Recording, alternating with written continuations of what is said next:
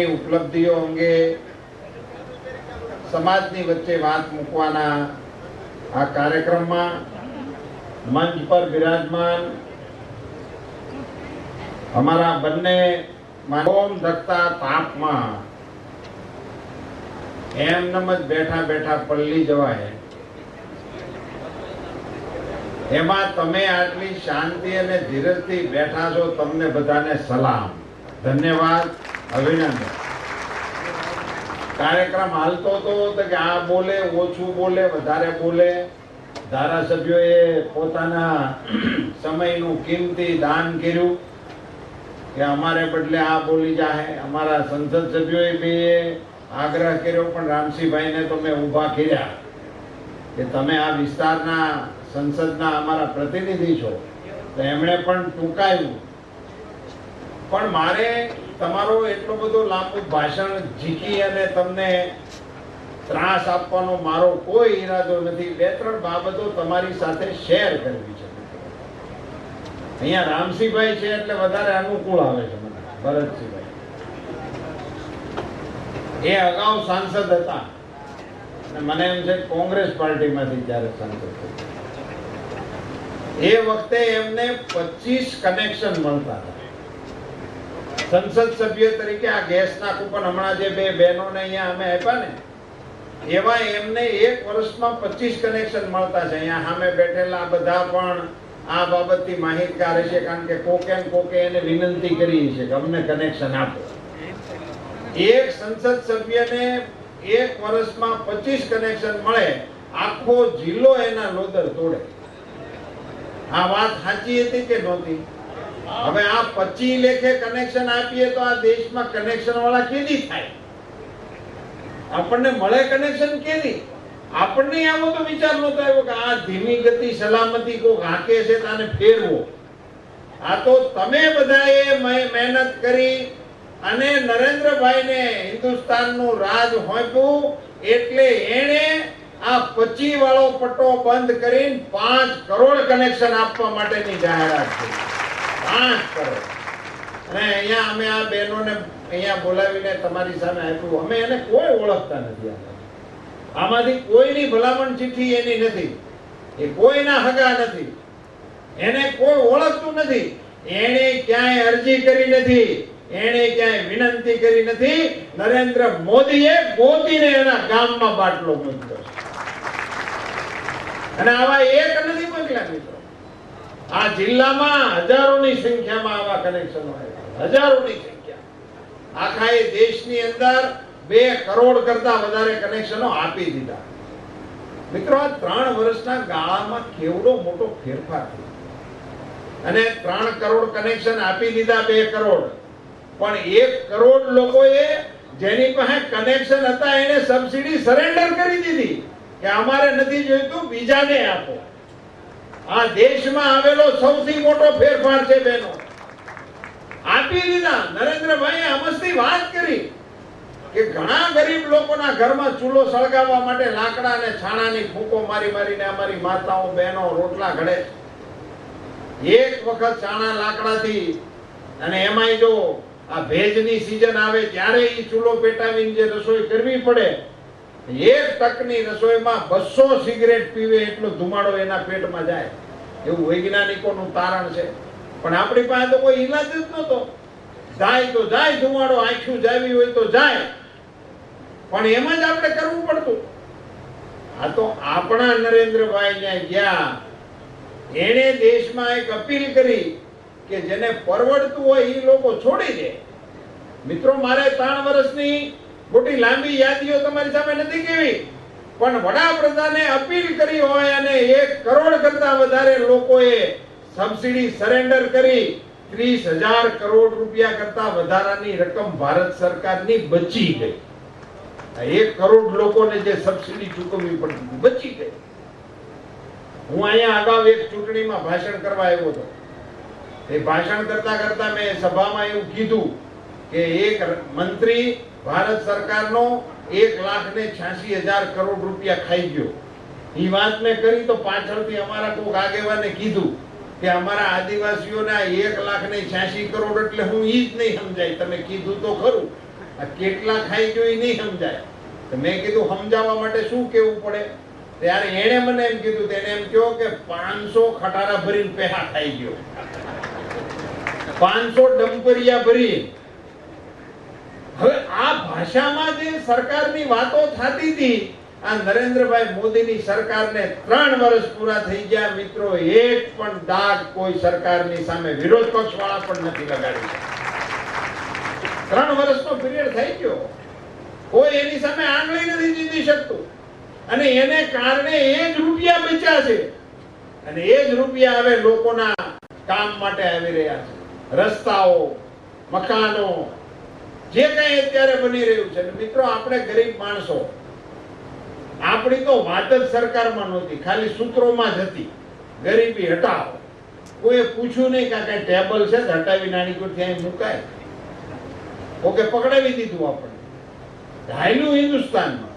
પણ કોઈ ગરીબોએ ન પૂછ્યું, લોકોએ ન પૂછ્યું કે ભાઈ આ કઈ છે, કોઈ આપણું નાસ્તાનું ટેબલ છે તો આ બાજુ એટલે હટાવો. ક્યાં મોકલવું એ નક્કી નહોતું, પણ લોકોએ એના એ નારા ઉપર મત ખૂબ આપ્યા. હવે લોકોને ખબર પડી, દેશના વડાપ્રધાન લાલ કિલ્લા ઉપરથી ભાષણ કરતા હોય અને આપણા ઘરમાં ટોયલેટ છે કે નહીં, આપણા ઘરમાં સંડાસ છે કે નહીં, એની ચર્ચા કરે. આ દેશનું સૌભાગ્ય છે કે હિન્દુસ્તાનને આવો વડાપ્રધાન મળ્યો. એને આપણા માટે આ ચર્ચા કરી છે, ગરીબ માટે. દેશમાં સ્વચ્છ ભારતનો નારો આ દેશના વડાપ્રધાન તરીકે એને આપ્યો. દેશને સ્વચ્છતા ના હોય તો માંદગીનું ઘર છે એ ગંદકી છે. આપણે દવામાં કરોડો ને અબજો રૂપિયાનો ખર્ચ કરીએ, એ સ્વચ્છતાના અભાવને કારણે અડધી ગંદકી તો આપણો અડધો રોગ આપણા ઘરમાં આવે. એને આપણે નાબૂદ કરવા માટે માનનીય વડાપ્રધાન શ્રીએ આપણને કાર્યક્રમો આપ્યા. મિત્રો, અહીંયા તમે બધા જોતા હતા ONGC ની સીડી જોઈ આપણે. ક્યાં દરિયા પારમાં, ક્યાં ઊંડા જંગલોમાં, ક્યાં રણના પેટાળમાં રાત દિવસ મથનારો વર્ગ છે. ઘર બહાર છોડીને એ પોતે રાત દિવસ લોહી પાણી એક કરે છે. શું કામ? આ દેશની સમૃદ્ધિ માટે, દેશની શક્તિ માટે. અને એવા નિગમોના લોકો ક્યાં કામ કરે છે એની આપણને તો ખબર નહોતી. આ સરકાર પહેલી વહેલી એવી આવી છે કે આવા નિગમના માધ્યમથી આપણા લોકોની વચ્ચે એની વાત મૂકવાનો આપણને સૌને અવસર આપ્યો છે. આપણને જોવા મળ્યું કે આપણા માટે કેવી રીતે લોકો કામ કરે છે, કેટલી મહેનત કરે છે. સાથે સાથે સરકારની વાત કરવાનો આપણો અધિકાર બને છે. મિત્રો, આપણા માટે આપણા દેશના વડાપ્રધાન 18 કલાક કામ કરે છે. મિત્રો, આઝાદી પછી આપણે ગરીબ લોકો બેંક આરે જોડાઈ એને માટે જનધન યોજનાની એક કલ્પના વડાપ્રધાન શ્રી આપણી સામે મૂકી. 28 કરોડ લોકોના ખાતા ખુલ્યા નરેન્દ્રભાઈ વડાપ્રધાન બન્યા પછી. 28 કરોડ લોકો. અને આ લોકોએ ખાતા ખોલ્યા ને ત્યારે અહીંયા નીચેથી અમારી પાસેથી રજૂઆત આવતી હતી કે આ ખાતા ખોલવાના 100 રૂપિયા એની પાસે નથી. ખાતું હેનું ખોલે? ખાતાના ખોલવાના 100 રૂપિયા નથી. એ ખાતું કેવી રીતે ખોલે? અમે ત્યાં ભારત સરકારમાં કીધું કે આપણે જનધન યોજનાનો વ્યાપ વધે એને માટે કહીએ તો છીએ, પણ લોકો પાસે તો 100 રૂપિયા નથી બેંકમાં મૂકવાના. નાણાં મંત્રી શ્રી અમારા અરુણ જેટલીજીએ અને નરેન્દ્રભાઈએ ભેગા કરીને નિર્ણય કર્યો કે જે ગરીબ લોકો પાસે 100 રૂપિયા ન હોય તેને 0 બેલેન્સ થી ખાતા ખોલી દો. 0 બેલેન્સ થી, નો રૂપિયો હોય તો પણ એને બેંક સાથે જોડો. મિત્રો, આ દેશના વડાપ્રધાને નિર્ણય કર્યો. 28 કરોડ લોકો જોડાણા. મિત્રો, તમને જાણીને આશ્ચર્ય થશે કે આ 28 કરોડ લોકો જે જોડાણા એના ઘરમાં તો 100 રૂપિયા નહોતા, પણ છતાંય એમાંથી જે લોકોની પાસે હતા એને જે રૂપિયા મૂક્યા એ રૂપિયા 40,000 કરોડ બેંકમાં આવ્યા. 40,000 કરોડ રૂપિયા આ આપણા જનધન એકાઉન્ટ ને કારણે બેંકમાં આવ્યા. ઈ પૈસા કોઈ દી બેંકમાં આવવાના જ નહોતા. આપણા અર્થતંત્ર એને કઈ સંબંધ જ નહોતો. એ લોકો તો મજૂરી કરીને પોટલીઓ વાળીને ઝાડવે ટીંગાડી રાખતા હતા, કોઈ માટલામાં ભરીને ક્યાંક ટાટી રાખતા હતા. ઈ ભૂલા પડી જાય ને તણાઈ જાય તો કોકની પાસે જતા હતા, અને કોક લઈ જાય તો ફરિયાદ નહોતા કરી શકે. એને બદલે એમના એકાઉન્ટમાં 40,000 કરોડ રૂપિયા ભારતના અર્થતંત્રમાં આવ્યા.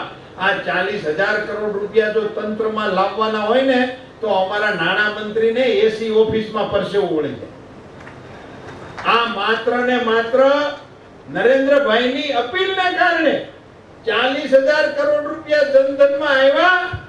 આ સબસિડી બંધ કરી 1 કરોડ ખાતેદારોએ જે પોતાની સરેન્ડર કરી, 30,000 કરોડ રૂપિયા એના બચ્યા.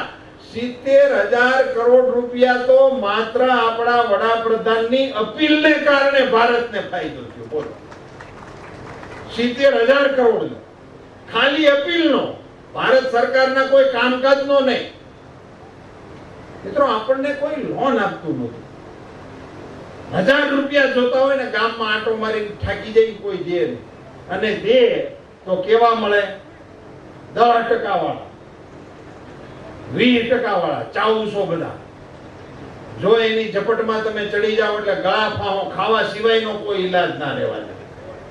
આવા જે વ્યાજખોરો હતા એ જ રૂપિયા ગરીબોને આપતા હતા. એને કોઈ આપતું જ નહોતું પૈસા. મિત્રો, મારી પાસે એક ફિગર છે. જે મુદ્રા યોજના નીકળી, એ મુદ્રા યોજના નીચે 7 કરોડ ને 45 લાખ લોકોને લોન આપવામાં આવી. આ દેશના 7 કરોડ ને 45 લાખ એટલે 8 કરોડ લોકોને આ મુદ્રા બેંકની લોન આપણે મુદ્રા યોજના નીચે આપી, અને ઈ લોનની રકમ થાય છે 3 લાખ કરોડ કરતા વધારે. આટલા રૂપિયા બેંકોમાંથી નાના કામ કરવા વાળાને, લારી વાળાને, પાણીપુરી વાળાને, બૂટ પોલીસ વાળાને, અગરબત્તી વાળાને, આવા નાના માણસોને 3 લાખ કરોડ રૂપિયા ભારત સરકાર તરફથી એને માટેની વ્યવસ્થાઓ કરવામાં આવી. મિત્રો, આપણા ત્યાં નરેન્દ્રભાઈ મુખ્યમંત્રી હતા એટલે અમે બીજા રાજ્યોની એમના એમપીઓની વચ્ચે બેસતા સેન્ટ્રલ હોલમાં. અમે ભરતસિંહ જ્યારે હાર્યા હતા વિરોધ પક્ષમાં બેસતા ત્યારે અમે એમ કહેતા કે અમારા મુખ્યમંત્રીએ અમારા ગામડામાં 24 કલાક વીજળી આપવાનું શરૂ કર્યું. તો અમને બીજા પ્રાંતના એમપીઓ પૂછતા, अच्छा 24 घंटे बिजली, तो क्या संडे और मंडे को देते हैं? એને એમ કે દર હોમ મારે 24 કલાક આવતી છે. એને એમ ખબર જ નહોતી કે 24 કલાક હાથેથી આ વીજળી આવે, એવું માનતા નહોતા. એ આપણા રાજ્યમાં આપણા મુખ્યમંત્રી તરીકે નરેન્દ્રભાઈ આપણને આપી હતી. એ વડાપ્રધાન બન્યા અને અઠવાડિયું એની ઓફિસને હજી તો થયું હતું, એમને આ યોજના યાદ આવી કે મારા ગુજરાતમાં તો મેં 24 કલાક કરી હતી, દેશમાં શું છે તપાસ કર્યું તા ખબર પડી 18,000 ગામડા ભારતના એવા હતા. નરેન્દ્રભાઈ વડાપ્રધાન બન્યા ત્યાં સુધી વીજળી પહોંચી જ નહોતી. 18,000 ગામ આપણને મળી ગઈ છે એટલે આપણને ખ્યાલ ના આવે, પણ હિન્દુસ્તાનના 18,000 ગામ એમાં વીજળી નહોતી. મિત્રો, આ નરેન્દ્રભાઈ બેઠા ભેગી આપણી જે જ્યોતિગ્રામ યોજના હતી એ યોજનાને ન્યા લાગુ કરી, અને મને તમને કહેતા ખુશી થાય છે મિત્રો, 3 વર્ષ પૂરા થયા, 15,000 ગામડાને વીજળી આપી દીધી. 18,000 માંથી 15,000 માં થાંભલા પોગી ગયા, લાઈટ થઈ ગઈ. 3,000 બચ્યા છે, એ આ વર્ષમાં આપણે પૂરા કરી દઈશું. 18,000 ગામડાને વીજળી આપણે આપી દઈશું, અને નરેન્દ્રભાઈ વડાપ્રધાન હશે ત્યારે વિદેશની ધરતી ઉપર જઈને અમે કહી શકશું કે હિન્દુસ્તાનના તમામ ગામડામાં 24 કલાક વીજળી અમે આપી શકીએ છીએ. મિત્રો, આને કામ કેવું છે? કામ કરવા માટે અત્યાર સુધીની સરકારોને કોઈ ના જ નહોતું પાડતું, પણ એના એજન્ડામાં શું હતું એ જ આપણને તો ખબર ન પડે. એમાંય છેલ્લા જે 10 વર્ષ ગયા એમાં તો સરકાર હતી કે નહોતી એ આપણને તો પ્રશ્ન ઉભો હતા. તો હું કરતા હતા એ આપણને ખબર ના પડે. આપણી આ નર્મદા માતાજી આખા ગુજરાતની જીવાદોરી, આખા ગુજરાતના પાણીનો, ખેતીનો, પીવાનો, ઉદ્યોગનો જેની ઉપર આપણો આધાર છે અને 25 વર્ષથી આપણે જેનું તપ કરતા હતા એ ડેમ બંધાઈ ગયો તો દરવાજા ફિટ કરવાની મંજૂરી જ ન આપી. બોલો 5 વર્ષ 6 વર્ષ આ ભરતસિંહ, રામસિંહભાઈ, આપણા એ વખતે તો અમે 15-16 સંસદ સભ્યો હતા, એ બધા ચીસો પાડી પાડીને થાકી ગયા. આટલે સામે જ બેહતા હતા મનમોહનસિંહજી અમારી, ઘણું પાડી પાડીને થાકી ગયા. 6 વર્ષમાં એને અમારી અમે દાંતે નો કાઢ્યા ને ખીજાણાય 6 વર્ષ.